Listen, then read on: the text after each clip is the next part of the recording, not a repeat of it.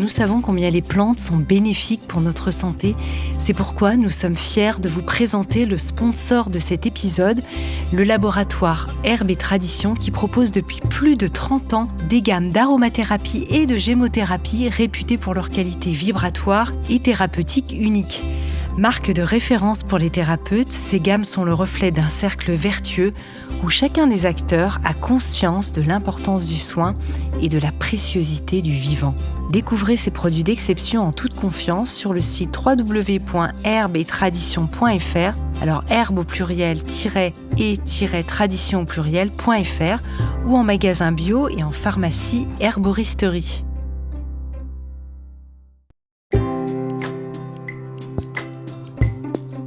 Bienvenue dans le Best-of Métamorphose, une série spéciale qui vous permet de découvrir ou de redécouvrir les épisodes les plus écoutés de Métamorphose.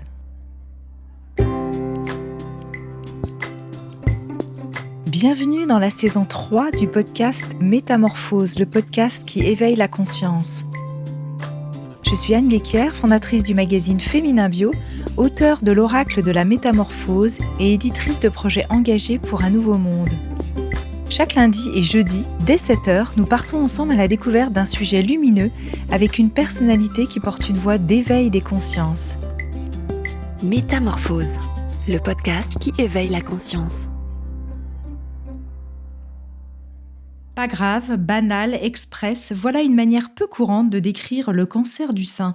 Véritable symptôme de la société occidentale, il véhicule une intense subjectivité mais aussi un pouvoir fédérateur fort, à en croire l'expérience de mon invité.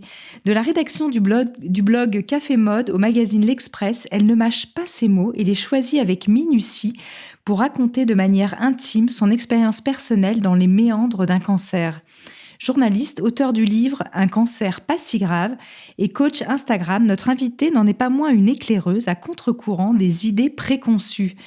Voyage dans le sein des seins de notre invitée pour suivre son cheminement vers la conquête d'elle-même et de nos terres intérieures ignorées.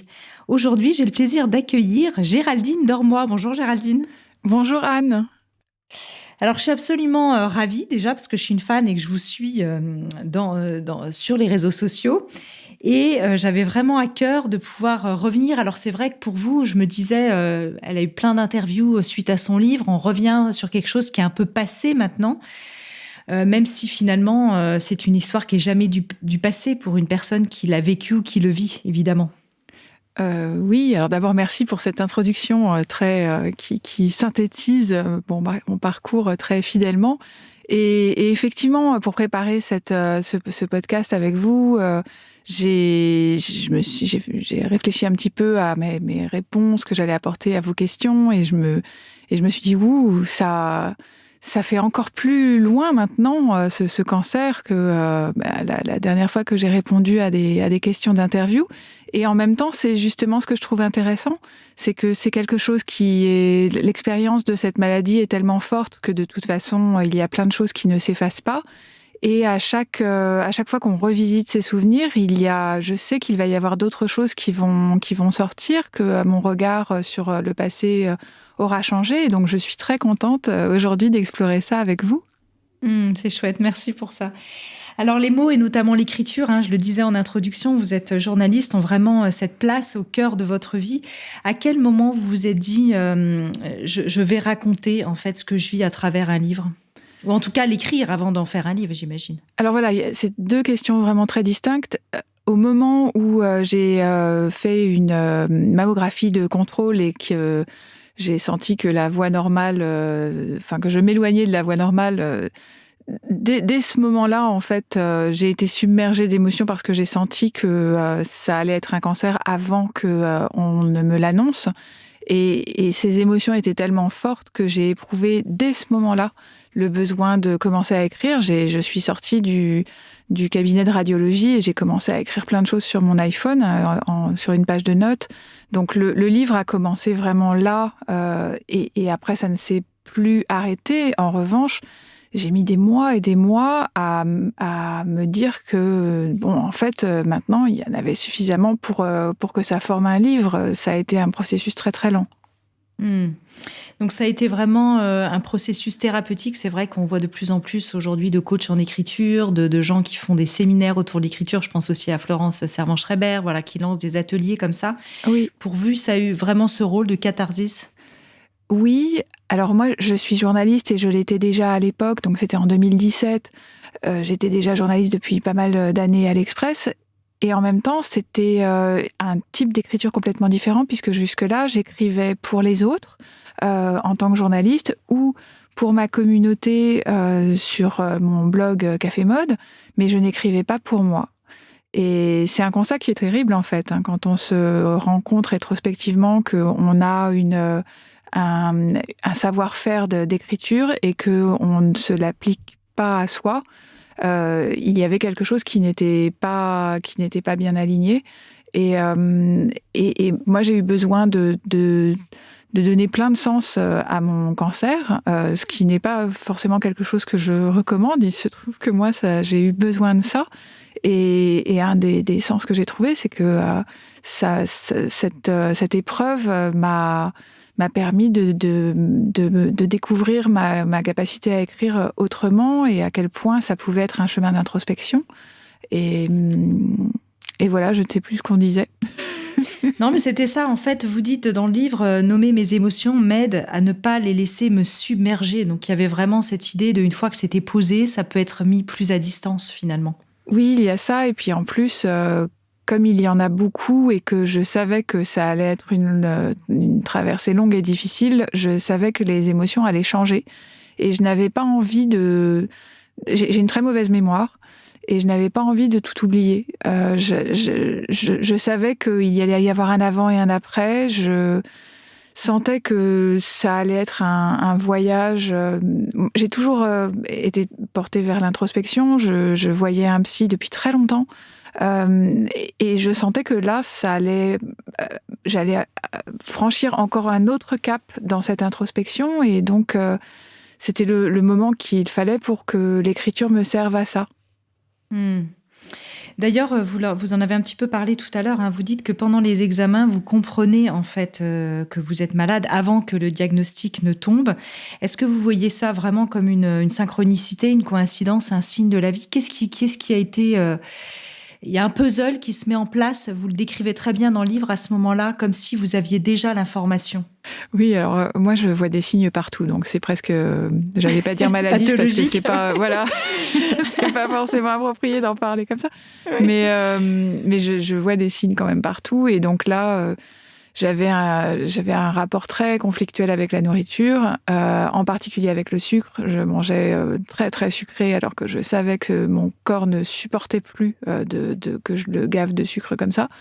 Et quand on m'a fait la biopsie en fait le jour même de la découverte de quelque chose d'anormal à la mammographie, et la biopsie ne s'est pas très bien passée. La médecin était géniale, elle était très très délicate, mais ce qu'il y avait à l'intérieur de mon sein se dérobait en fait à l'aiguille, donc elle a dû s'y reprendre à plein de fois. C'était pas normal en fait. Je sentais que vraiment il y avait quelque chose qui... Ça n'était pas anodin, ça n'était pas bénin, ce truc. Et donc, le matin même, je m'étais encore... j'avais encore eu des problèmes avec... j'avais encore mangé trop de gâteaux et je me disais, bah voilà, il y a quelque chose qui arrive qui fait que tu vas devoir changer ça. Et je l'ai pris comme ça, et c'était de la pure croyance, et je sais bien que ça n'est pas lié de cette manière-là, que c'est vraiment moi qui me suis raconté ça, et ça m'a aidée. Et donc, tant mieux, aujourd'hui, je ne mange plus de sucre raffiné, et je ne dis pas non plus que c'est quelque chose qu'il faut faire du tout. Je suis très contente de voir mes amis manger mes gâteaux, mais il se trouve que pour moi, c'était quelque chose que mon corps ne pouvait plus supporter ça. Et j'ai profité de la maladie pour réussir à m'extraire de ce rapport qui ne me convenait plus. Vous dites à un moment, ce n'est pas parce que le cancer restera une énigme que je dois renoncer à lui trouver un sens. Aujourd'hui, avec du recul, on en parlait en introduction, maintenant vous avez digéré un peu plus tout ça. Oui, Est-ce que vous lui trouvez un sens à cette maladie? Ou une direction peut-être que ça a donné dans votre vie? je lui ai trouvé plein de sens et ça a clairement marqué le début de plein d'autres choses que je suis encore en train de... Je suis encore portée par ça, en fait, puisque par capillarité, ça déclenche d'autres changements et d'autres changements, et ça a eu un effet vraiment boule de neige. Et en même temps, comme vous le dites, j'ai quand même digéré les choses, et au fond, j'en sais rien. Et je n'en saurais jamais rien de pourquoi est-ce que j'ai eu ce cancer. Ça n'était pas, a priori, ça n'était pas génétique dans mon cas. Et donc, le cancer est quelque chose de très mystérieux, comme tout ce qui touche au corps. Et aujourd'hui, je l'accepte beaucoup mieux. Je me souviens de ces paroles je crois que c'était Bernard Giraudot qui disait que finalement le cancer avait été une chance pour lui parce qu'il lui avait permis d'aller en profondeur dans des endroits où il serait jamais allé, sinon de lui-même, il serait passé à côté de certaines choses. Il y a quelque chose de cet ordre-là que vous ressentez quand même? Oui. Pour moi, le cancer, je l'ai transformé en chance. Et je me suis rendu compte bien après que j'avais cette capacité-là à transformer, que nous avons tous, mais qui est plus ou moins marquée. Et moi, c'est absolument nécessaire, en fait. Hmm. Alors, j'ai été aussi sensible à votre honnêteté dans la restitution de ces pensées, émotions que vous traversez et que vous qualifiez parfois un peu d'inavouables. Est-ce que ça a été difficile de les assumer d'abord pour vous et ensuite pour le reste, en fait, les autres, c'est-à-dire votre premier cercle et puis vos lectrices, vos lecteurs? Alors en fait, j'avais déjà une présence en ligne depuis longtemps quand le cancer m'est tombé dessus. Et donc je me racontais déjà beaucoup en ligne. J'avais un blog depuis longtemps, j'avais un compte Instagram déjà très actif. Et donc je dois avoir un côté un peu pas exhibitionniste parce que j'ai ma pudeur, mais je n'ai jamais eu beaucoup de problèmes pour parler de moi à des gens que je ne connais pas forcément. Et donc, ça n'a pas tant été le fait d'aborder des sujets inavouables, c'était plus de réussir à l'exprimer d'une façon que je trouverais à la fois juste et qui resterait élégante. J'avais envie de parler de choses prosaïques parce que moi, les tabous m'intéressent beaucoup. Je trouve que y a plein de sujets qui ne sont pas assez discutés et ce sont donc les sujets dont on a le plus besoin de parler puisqu'on n'utilise pas assez les mots pour se libérer et que moi ce sont les mots qui m'ont toujours libérée. Et donc il fallait aller poser plein de mots sur des choses qui n'étaient jusque-là pas dites, en tout cas que moi je n'avais jamais lues, alors que quand j'ai été malade, je n'ai pas tout lu, mais je me suis quand même documentée. Je suis journaliste, j'avais besoin de lire d'autres témoignages et en même temps de ne pas tout lire non plus parce que ça peut être très anxiogène. Mais bon, en tout cas, il y avait beaucoup de choses qui n'étaient pas abordées. Et c'est dans ces détails-là que moi j'avais envie d'aller vers ces détails-là que j'avais envie d'aller aussi parce que quand on est malade, il y a tellement de choses qui sont nouvelles et qu'on ne comprend pas forcément et on se sent parfois... on peut se sentir seul. Moi, il se trouve que j'avais ma communauté et que je ne me suis pas sentie seule et c'était une immense chance. Mais à partir du moment où il y a eu cette idée de livre, je me suis rendu compte que je n'écrivais pas que pour moi. J'écrivais avant tout pour moi cette expérience, mais que malheureusement, il y allait y avoir beaucoup de femmes qui allaient connaître ce que moi je connaissais à ce moment-là, et j'avais envie qu'elles aient une sorte de phare, qu'elles aient quelque chose qui puisse les guider alors qu'elles ont l'impression d'être vraiment dans le noir. Et donc, oui, il faut parler de choses. Il faut parler de sexualité. Il faut parler du corps qui fait des drôles de trucs. Bah oui, bien sûr. Et aussi, vous dites, j'imagine que quand on est malade comme ça, il y a effectivement sa propre souffrance et épreuve au moment où on le vit, et puis aussi l'annonce quand on l'annonce aux autres, et à chaque fois l'énergie que ça demande, le choc à la fois en effet miroir envoyé par la réaction de l'autre, des gens qui vous aiment, qui sont autour de vous, qui fait presque une forme de double peine quelque part. Oui, de toute façon, moi j'ai trouvé que dans l'expérience du cancer, ce sont les débuts qui sont les plus durs. C'est quand on vous l'annonce, quand on le découvre et quand on vous l'annonce, et après quand vous devez le dire aux autres et qu'à chaque fois que vous le dites, ça devient plus réel. Hein. En fait, tant que moi j'ai eu beaucoup de mal, par exemple, à l'annoncer à mes parents parce que je n'avais pas encore, le mot cancer dans ma bouche, ça avait du mal à sortir même, et mes parents m'ont fait répéter plusieurs fois parce que eux avaient du mal à l'entendre. Et donc ça, ce sont des moments qui sont évidemment difficiles, et en même temps, ce sont des moments qui sont extrêmement importants parce que c'est là que la maladie devient réelle. En fait, c'est tellement gros comme maladie que ça charrie un tel temps de projection qu'on a besoin de temps pour l'intégrer. On est d'abord sidéré, et puis on se fait à l'idée très, très, très progressivement. Et donc, plus on l'annonce, plus on le sort de soi déjà, parce que on ne le garde pas pour soi, on le partage avec les autres. Et donc, c'est extrêmement important. Pour moi, ça l'a été. Je sais qu'il y a des personnes qui vivent leur cancer de manière très solitaire et qui n'ont pas envie d'en parler. Il y en a qui ne peuvent pas en parler, mais il y en a qui préfèrent, qui font le choix de ne pas échanger sur ce sujet avec leurs proches. Moi, ça n'était pas du tout ma conception des choses. J'avais besoin d'échanges et que ça sorte de moi. C'est thérapeutique. Quand on vous annonce cela, est-ce qu'il y a des choses qui sont mises en place d'ailleurs d'un point de vue thérapeutique pour être pris en charge psychologiquement si on le souhaite ? Alors, je crois que... donc moi, c'était il y a 4 ans. Et je crois qu'il y a plus de choses qui sont mises en place aujourd'hui. Il y a des structures, mais comme moi, de toute façon, j'avais un psychiatre que je voyais chaque semaine et qui m'a été d'une très grande aide. Je n'éprouvais pas le besoin de recevoir un soutien psychologique supplémentaire. Donc, ça dépend tellement de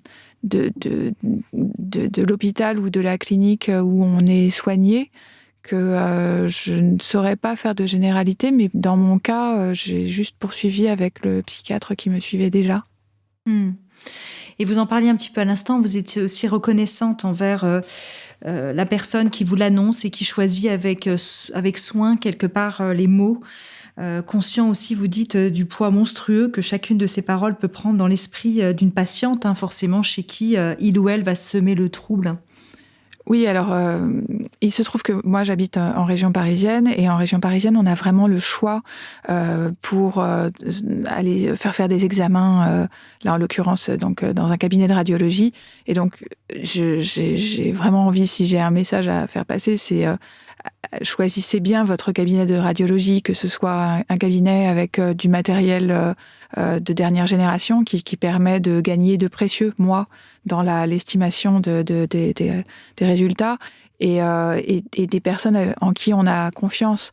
Moi, c'était ma gynéco qui m'avait recommandé ce cabinet-là, et j'avais pleinement confiance dans le médecin qui m'a auscultée. Et il se trouve que ce médecin était particulièrement diplomate et attentionné, et que ça a été extrêmement important. Mais là encore, je ne peux pas faire de généralité parce que dans plein d'autres régions, je sais bien qu'on a moins le choix. Donc, mais ça fait vraiment une différence. Et je crois quand même que il est vraiment nécessaire de se sentir en confiance face au corps médical qui va nous soigner, parce que on peut se sentir assez vite infantilisé, et ce sont des personnes qui maîtrisent leur savoir alors que nous, on n'y connaît rien.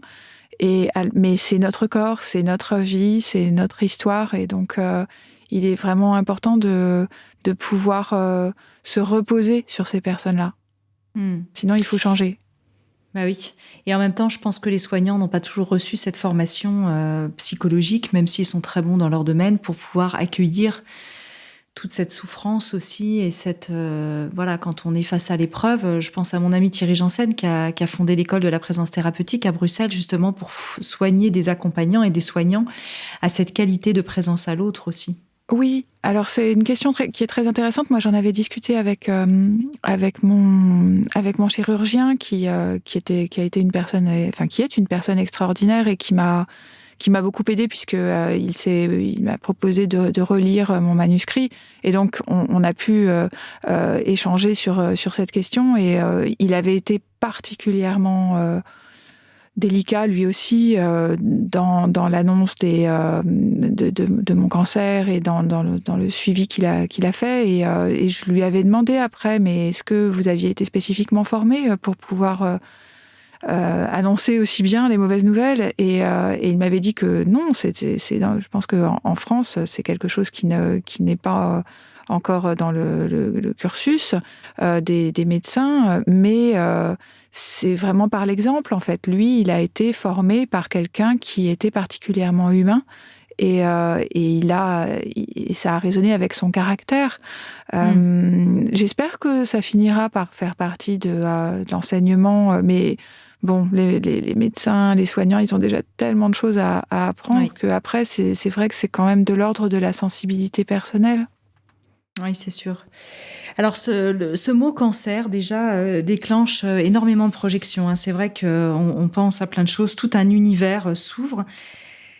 Quel conseil vous pourriez donner pour pas finalement amplifier ce phénomène, tant du côté des malades que des bien portants, et qui fait écho avec tellement d'épreuves dont on a entendu parler, évidemment maintenant sur les réseaux sociaux, sur Internet, on peut avoir toute l'information et vous le disiez, on peut s'embarquer dans le pire. Évidemment, il y a la mort aussi derrière ça. On y va tous, on va tous dans cette direction-là, on ne va pas dans l'autre sens. Mais là, forcément, on y pense un peu plus. Oui, alors moi, je ne suis pas très bonne pour donner des conseils. Je peux dire que ce qui a été important pour moi, c'était comment dire,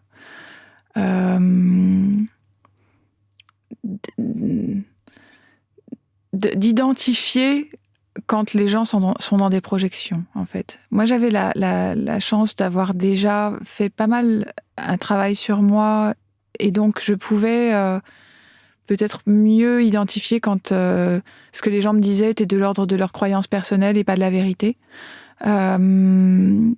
Mais les gens, ils réagissent... ils parlent à eux-mêmes, enfin, quand ils réagissent, quand vous leur annoncez que vous avez un cancer...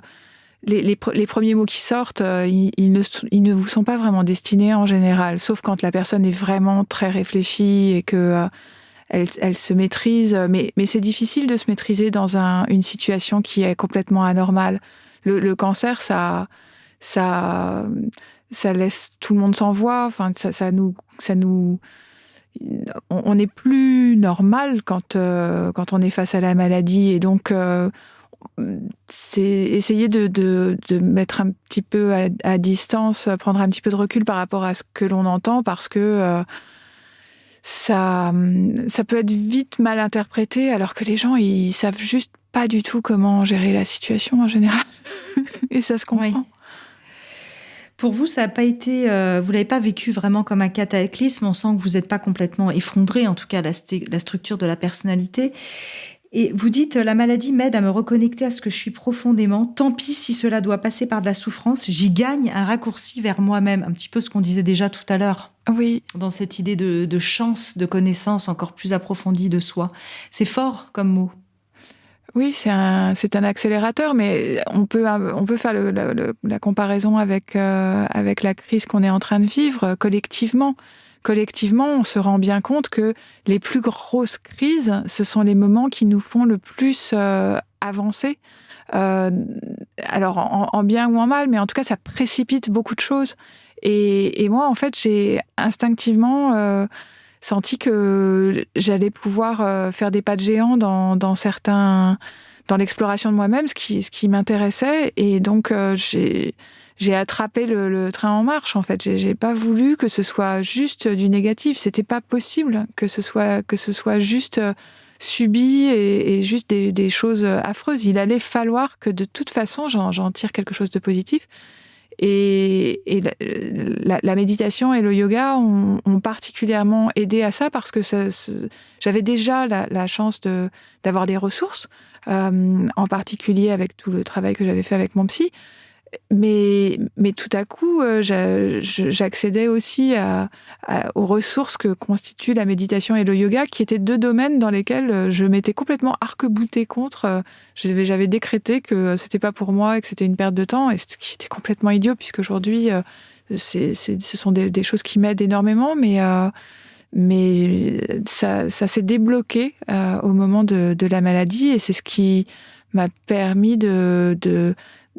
d'explorer avec encore plus d'acuité ce chemin introspectif.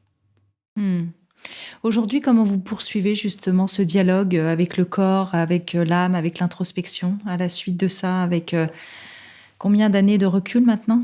Avec 4 années, avec le traitement, c'était 3 ans, mais c'est un travail de tous les jours. C'est très facile de se déconnecter de soi-même. Ouais.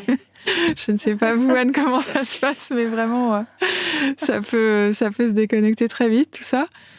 Donc c'est un travail au quotidien, et moi je le fais beaucoup. C'est drôle parce que j'ai médité pendant longtemps après la maladie. C'est vraiment une habitude que j'ai gardée. Et puis il y a quelques mois, je me suis laissée aller à ne plus méditer parce que je faisais du yoga Kundalini et je me disais que c'était suffisant. Et puis bon, j'avais beaucoup de choses à faire dans la journée, et je me suis laissée entraîner sur cette pente-là. Et en fait, au bout de quelques mois, j'ai senti que ça n'allait pas.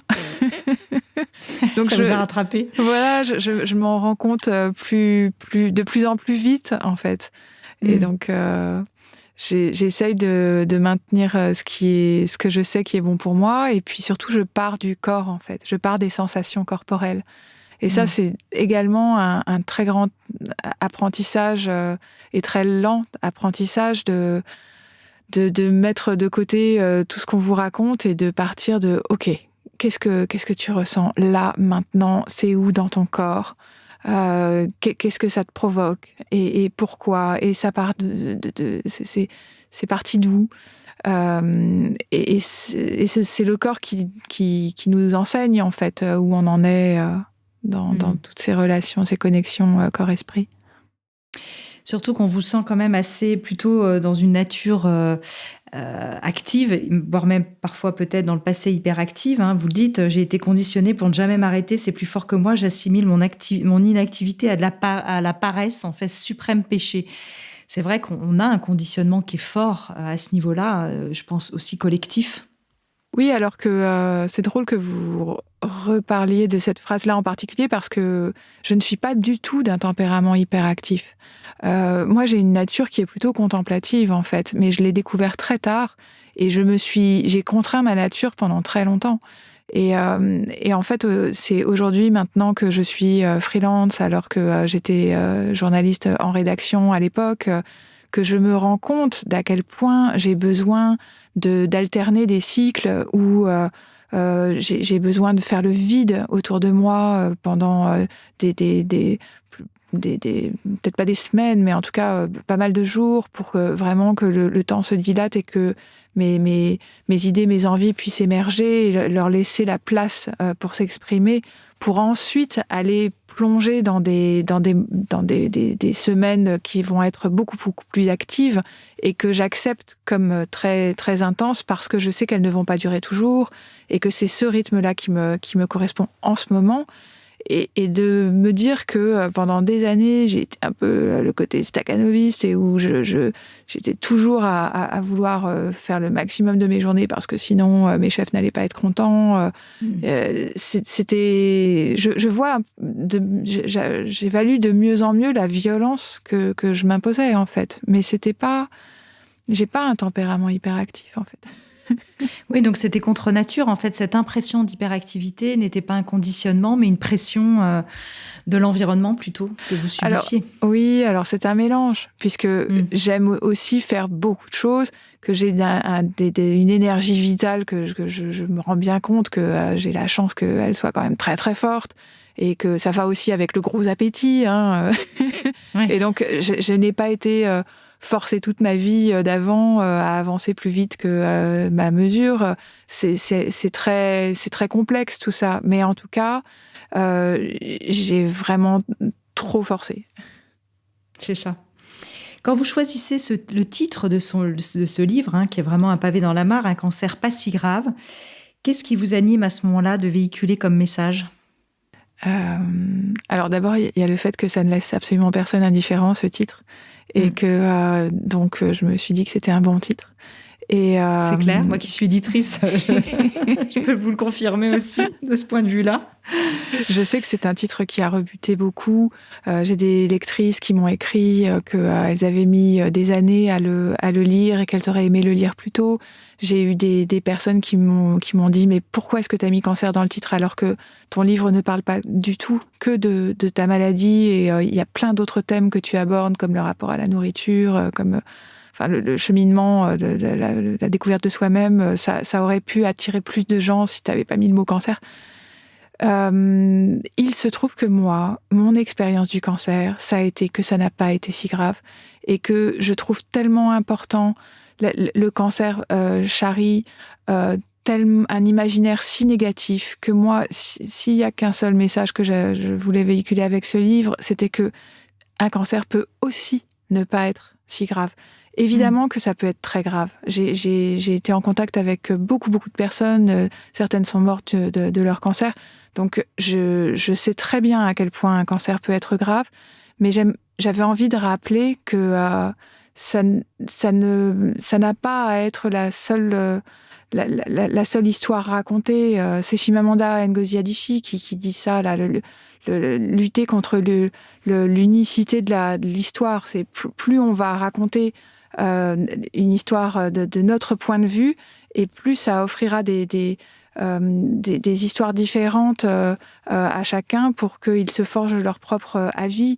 Et donc, moi, je suis celle qui dit que mon cancer n'a pas été si grave. Et donc, peut-être que celles qui découvrent qu'elles ont un cancer vont se rendre compte que elles aussi, en fait, leur cancer n'est pas si grave et tout ce qu'elles avaient comme imaginaire, eh bien, les méthodes ont changé, leur cas est spécifique et elles ne vont peut-être pas traverser toutes les images affreuses qu'elles gardaient en tête. Est-ce que le fait de prendre ce cancer de manière finalement peut-être plus légère, pas si grave, de le prendre comme tel, participe au fait de la guérison plus rapide, dans une alchimie justement entre le corps et l'esprit, où finalement l'appétit de vie, la joie que vous avez, l'introspection, le fait de pouvoir le prendre peut-être plus légèrement a permis de guérir peut-être plus vite. Est-ce que vous pensez que ça a pu participer à ça ?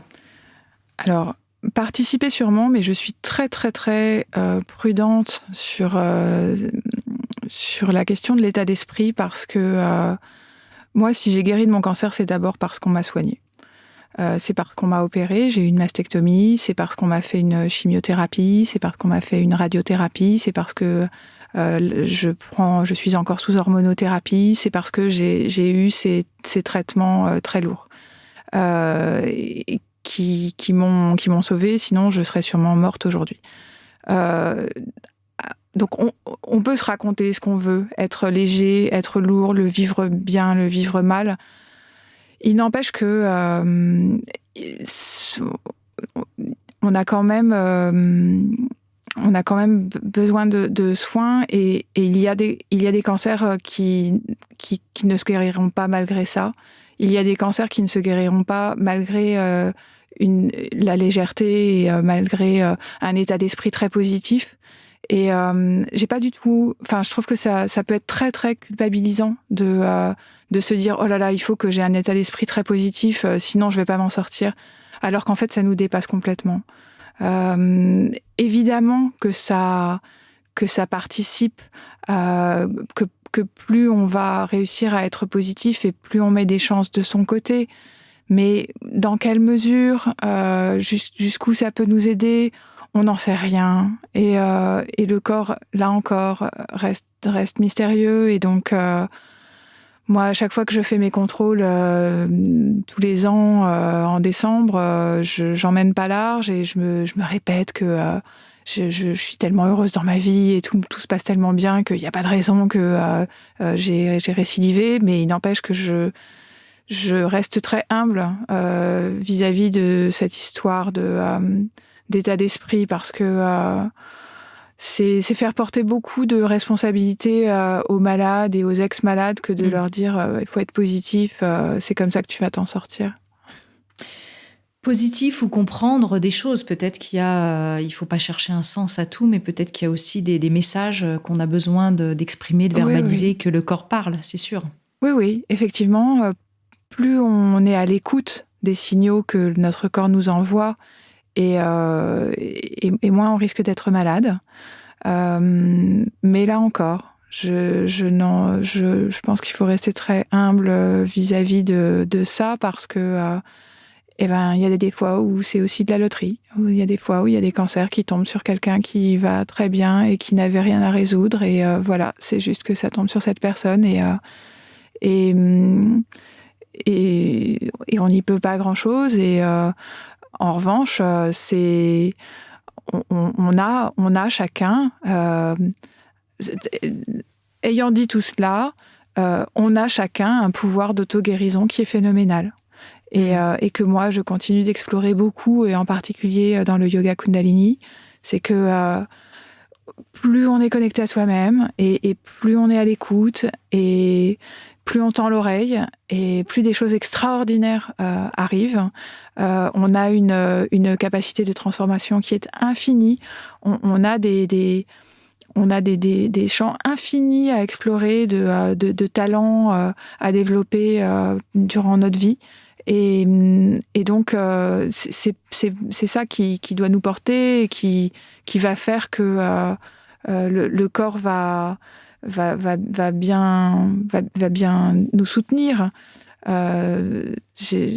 J'espère que je réponds à la question. Oui, tout à fait. Qu'est-ce que vous voulez dire, du coup, quand vous dites que la guérison d'un cancer tient du surnaturel pour vous ? Alors ça, je l'ai écrit dans le livre et aujourd'hui, je ne sais pas si je le dirai encore. Je crois qu'il y avait quelque chose quand je me suis retrouvée guérie. J'avais un peu de mal à croire que j'étais guérie, comme j'avais eu du mal à croire que j'étais malade, parce que comme je n'avais jamais eu mal, j'ai jamais eu mal au sein qui avait une tumeur. Tout ça est resté très abstrait. On m'a dit, voilà, on voit des tumeurs sur une mammographie, on a fait des examens médicaux, il faut vous opérer. Donc, on m'a opéré, on m'a dit, on a analysé ce qu'on vous a enlevé et c'est cancéreux. Et je me suis dit, bon, bah ok, je leur fais confiance, allons-y, faisons le traitement qu'ils me recommandent. Mais en fait, je n'ai pas touché du doigt la maladie. C'est quelque chose qui est complètement invisible. Le cancer du sein, c'est même quand vous n'avez plus de sein, c'est une conséquence des traitements, mais ça n'est pas la maladie en elle-même. Et donc, il y a eu quelque chose un peu à l'inverse, quand tout a été fini, on m'a dit bon bah voilà, maintenant enfin non, on m'a pas dit que j'étais guérie d'ailleurs, parce que c'est vraiment moi qui ai voulu me dire que j'étais guérie, mais normalement on doit attendre 5 ans de rémission. Mais c'est mon cancérologue qui m'a dit écoutez, si vous avez envie de croire que vous êtes guérie, oui, vous pouvez croire que vous êtes guérie, car le terme le terme guéri est un terme qu'on emploie avec énormément de précaution en tant que médecin, mais je vous comprends et je ne vous contredirai pas du tout. Et donc, là encore, c'est de l'ordre de la croyance, mais c'est également complètement abstrait. Oui, c'est ça.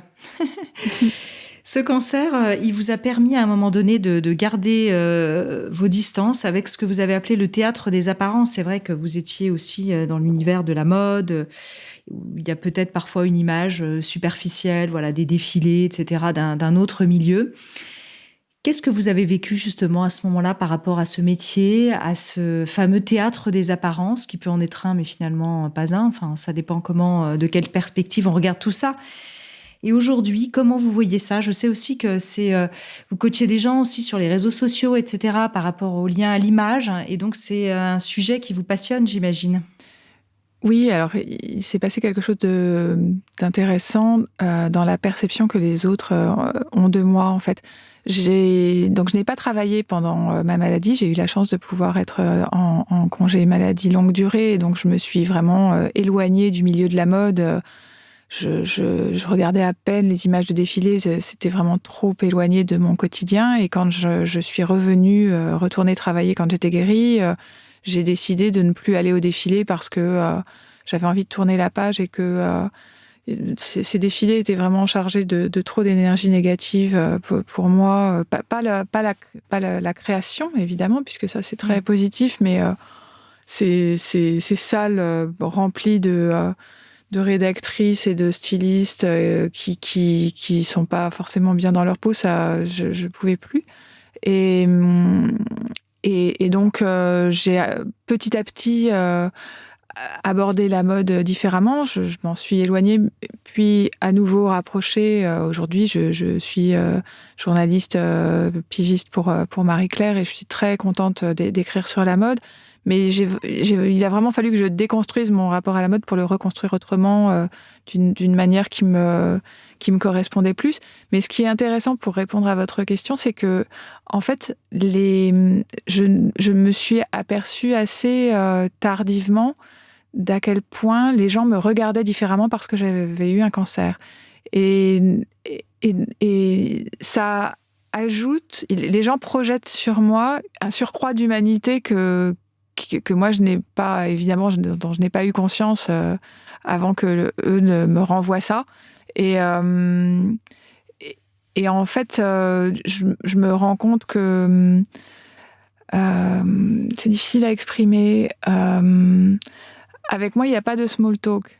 On va directement à l'essentiel, et les gens savent que j'ai expérimenté certaines choses qui font qu'ils peuvent y aller. Et donc, ils se sentent autorisés à parler vrai. Et ça fait gagner beaucoup, beaucoup de temps. Et en particulier dans le coaching. Donc, en plus, le coaching que je fais, ce sont des personnes qui me suivent depuis longtemps, en général, qui sont de ma communauté. Et donc, il y a une connivence entre nous qui fait que... il se trouve que moi, j'ai envie de faire du coaching sur Instagram pour aider les gens à s'exprimer plus librement sur Instagram. Ça aurait pu être autre chose, mais j'ai choisi ce moyen-là. Et en fait, elles me parlent d'elles, les personnes. Elles viennent parce qu'elles ont des freins.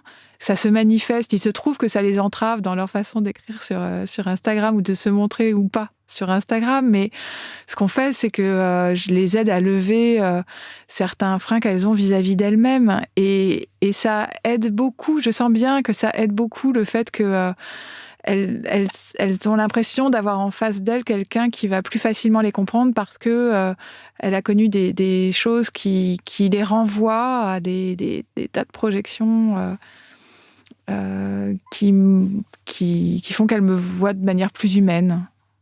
Oui, c'est comme si ça invitait tout de suite à une forme de... Ça ouvre une porte de la profondeur de l'âme, en fait. Tout de suite, on est cœur à cœur, on est dans notre pleine humanité d'un seul coup, quoi. Oui, et c'est quelque chose que je partage avec toutes les personnes qui ont vécu des épreuves, en fait. C'est à travers les épreuves qu'on se découvre. C'est d'une banalité affligeante, ce que je dis. Et moi, mon épreuve, elle est bien, bien moindre que celle de plein de gens. Mais j'ai pu, en tout cas, toucher du doigt ce mécanisme-là. Et bien, là encore... puisque j'ai dû me taper un cancer, autant que ça me serve à ça. Oui, c'est ça. Et c'est ça qui vous a aussi donné envie de faire du coaching comme ça sur Instagram, c'est-à-dire que le fait de vous sentir très connecté d'un seul coup aux gens, dans leur profonde humanité, puis du coup la vôtre, parce qu'on est en effet miroir forcément, ça vous a déclenché cette envie ? En fait, je crois que je m'exprime sur Instagram depuis très longtemps, puisque j'ai commencé il y a plus de 10 ans. Et donc, je me sens à l'aise sur Instagram, et je me suis aperçue que c'était pas le cas de tout le monde. Et les gens me demandaient des conseils. Et moi, j'ai toujours aimé écouter les gens et essayer de lire en eux. Et donc là, je me suis rendu compte qu'il y avait tellement de gens qui avaient besoin professionnellement de s'exprimer sur Instagram et qui étaient entravés, que ça pouvait devenir une partie de mon activité professionnelle. Et c'est aujourd'hui ce qui me procure le plus de joie, ce qui est le plus gratifiant dans mon métier. Alors, j'adore aussi mon métier de journaliste et j'adore enquêter et écrire des articles, mais il y a quelque chose humainement de très fort dans le fait de sentir qu'on aide à quelqu'un à s'affranchir de certaines choses qui les empêchent d'être pleinement eux-mêmes. Il y a comme une sorte de pleine vocation, j'entends, qui est née là aussi, et ça, c'est quelque part lié à cette expérience, à cette épreuve, forcément. Alors en fait, je crois que c'était déjà là, parce que de toute façon, les choses, elles sont toujours déjà là. On les porte en nous. Et c'est simplement que, par exemple, moi, je faisais régulièrement des déjeuners en tête-à-tête avec une lectrice. C'était en général moi qui proposais, parce que les personnes pouvaient être un peu intimidées, mais et c'était souvent des personnes qui étaient à un moment de leur vie professionnelle où elles avaient des grandes interrogations, elles ne savaient plus trop dans quelle direction aller. Et souvent, je sentais que je les aidais. Et donc, il y avait quelque chose déjà de cet ordre-là, de pouvoir aider la personne à avancer sur son chemin, parce que je vois des choses, les personnes dégagent des choses et je vois quand c'est pas forcément aligné.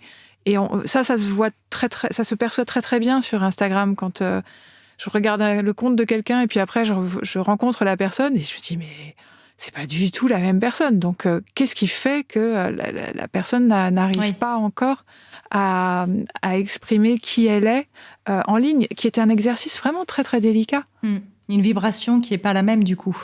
Oui, et puis c'est tellement codifié, Instagram, en 10 ans d'existence, ça, enfin un peu plus, ça a érigé des codes et des façons de faire qui se sont transformés en diktats pour certaines personnes. Et donc, réussir à trouver sa propre façon de s'exprimer, c'est quelque chose on peut avoir besoin d'aide, je le comprends très bien quand on ne vient pas de cet univers-là. C'est clair. Géraldine, on approche de la fin de ce podcast. J'avais envie de vous poser cette dernière question. Votre voyage en Inde, c'était un de vos rêves. Ça a été fait, vous l'avez honoré. Quels sont vos prochains rêves en ce moment? Moi qui vous suis sur Instagram, justement, vous êtes tout à la joie de l'achat d'une nouvelle maison et aussi de sa décoration. C'est un univers que vous aimez beaucoup, hein, la décoration, et que vous connaissez très bien en plus. Et c'est vrai qu'on vous sent dans cette joie d'enfant qui est très communicative. Je cherchais le bon mot. Non, mais c'est vrai, c'est ça. Alors écoutez, c'est vraiment très étrange cette histoire de maison parce que donc nous on s'apprête à aller emménager à Montélimar alors qu'on habite à Clichy en région parisienne avec mon mari et mon fils. Et c'est vraiment un processus qui est dû au Covid, puisque quand mes parents et ma sœur habitent déjà à Montélimar, mais on pensait aller y habiter dans 10 ans. Et puis, en fait, au fur et à mesure de la crise sanitaire, on n'en pouvait plus d'être dans notre appartement parisien et on a sauté le pas. Et donc, on vient de trouver la maison. Et il y a quelque chose d'extraordinaire dans l'engouement que ma communauté en ligne me renvoie. En fait, c'est elle aussi qui me porte vers cette maison, parce que vous dites que je connais très bien la déco, mais pas du tout, en fait. Non, mais c'est l'impression que vous donnez. J'ai travaillé il y a très longtemps au marketing de magazines de déco, et c'est un univers auquel je suis sensible, mais je n'ai aucune culture déco. Mais je sens en ce moment que vraiment, en fait, à partir du moment où vous commencez à aller vers votre moi profond, le truc qui est incroyable, c'est que ça va crescendo. C'est que quand vous sentez que vous êtes dans la bonne direction, bah, vous continuez à y aller, et donc vous gagnez en puissance ça nourrit la source, au fil du temps. Et voilà, ça nourrit la source. Et en ce moment, mais j'ai l'impression d'avoir plein de verrous qui sautent, plein de choses qui se libèrent, Et donc, évidemment que ma communauté qui me connaît mais tellement bien, j'ai des lectrices qui me suivent depuis 15 ans, donc on a des liens très forts. Et elles sentent ça. Je me doute bien que je vibre ça. Mais ça m'étonne moi-même parce que, en fait, ça se fait sous leurs yeux et grâce à elles. Et je ne maîtrise pas trop les choses. Mais oui, en tout cas, pour répondre à votre question, oui, ce projet de maison nous porte avec mon mari et mon fils, puisqu'on est tous les trois à fond là-dedans. Et on sent que ça va nous ouvrir encore plein de portes.